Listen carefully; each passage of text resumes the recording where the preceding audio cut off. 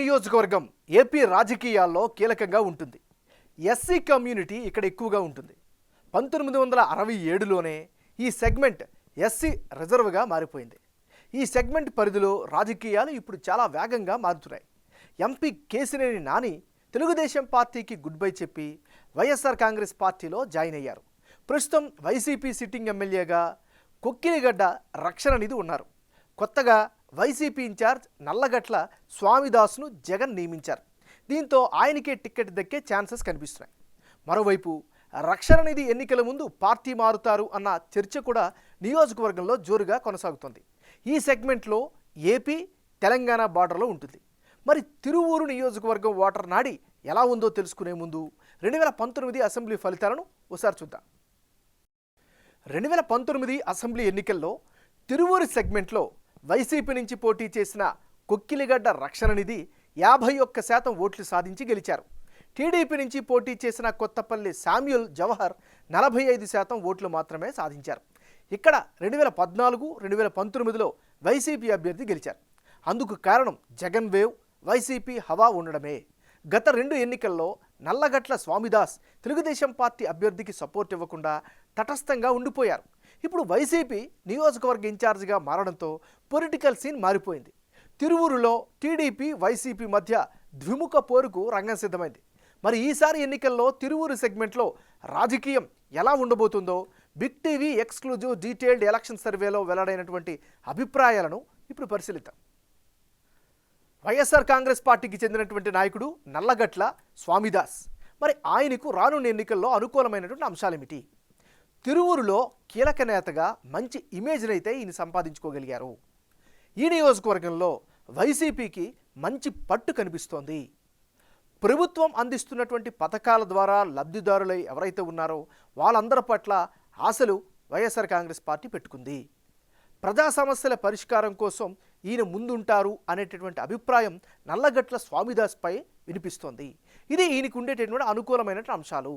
మరి ఈయనకి ఉండేటటువంటి మైనస్ పాయింట్స్ ఏంటి పరిశీలిస్తే, వరదలకు దెబ్బతిన్న కట్టలేరు బ్రిడ్జ్ రిపేర్ చేయడంలో వైఫల్యమయ్యారు అనేటువంటి అభిప్రాయం వినిపిస్తోంది. కొండూరు, విస్సన్నపేట మండలాల్లో తాగునీటి సమస్య అయితే పెద్ద ఎత్తున కనిపిస్తోంది. నీటి కాలుష్యంతో అనారోగ్య సమస్యలు తరచూ వస్తున్నాయి. అందరూ కూడా ఇబ్బంది పడుతున్నటువంటి పరిస్థితి. ఇక రోడ్లు అయితే చాలా వరకు అధ్వానంగా ఉన్నాయి, ఇబ్బందికరంగా మారుతున్నాయి. ఇది ఈయనకి సంబంధించినటువంటి ప్లస్లు మైనస్లు.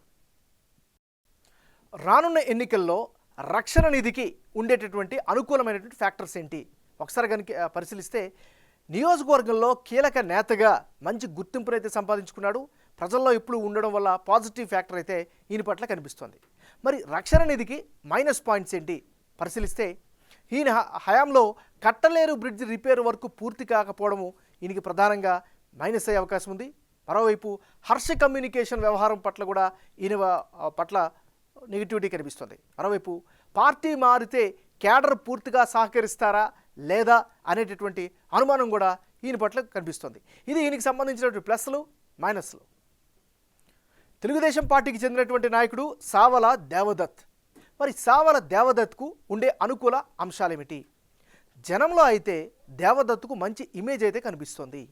ముఖ్యంగా తెలుగుదేశం పార్టీ ఇన్ఛార్జిగా మారాక ప్రచారంలో చాలా బాగా వేగం పెంచారు. ప్రజల్లో మమేకమవుతున్నారు. పార్టీ పరంగా ఏర్పాటు చేసినటువంటి కార్యక్రమాల్ని ముందుకు తీసుకెళ్తున్నారు. ఇది ఈయనకి సంబంధించినటువంటి గ్రౌండ్ డీటెయిల్స్.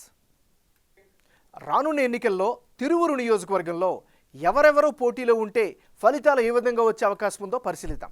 ముందుగా నల్లగట్ల స్వామిదాస్ వర్సెస్ కొక్కిలిగడ్డ రక్షణ నిధి. అంటే ఇప్పటికిప్పుడు తిరువూరు నియోజకవర్గంలో ఎన్నికలు జరిగి వైసీపీకే ఎక్కువ ఎడ్జ్ కనిపిస్తోంది. నల్లగట్ల స్వామిదాస్కు 48% ఓట్లు, తెలుగుదేశం పార్టీ అభ్యర్థికి 46% ఓట్లు, ఇతరులకు 6% ఓట్లు దక్కించుకునే అవకాశాలు ఉన్నాయని బిగ్ టీవీ సర్వేలో తేలింది. తిరువూరులో వైసీపీకి స్ట్రాంగ్ పొలిటికల్ బేస్ ఉంది. జనం ఆదరణ కూడా ఉండడంతో గెలుపు అవకాశాలు ఉన్నట్లు సర్వేలో వెల్లడైంది. ఇదే నియోజకవర్గంలో మరో ఈక్వేషన్ కనుక పరిశీలిస్తే, అంటే నల్లగట్ల స్వామిదాస్ వర్సెస్ సావల దేవదత్. ఇప్పటికిప్పుడు తిరువూరులో ఎన్నికలు జరిగి నల్లగట్ల స్వామిదాస్ టీడీపీ నుంచి, దేవదత్ పోటీ పడితే 48% ఓట్లు వైసీపీకి, 40% ఓట్లు టీడీపీకి, ఇతరులకు 12% ఓట్లు వచ్చే ఛాన్సెస్ కనిపిస్తున్నాయి.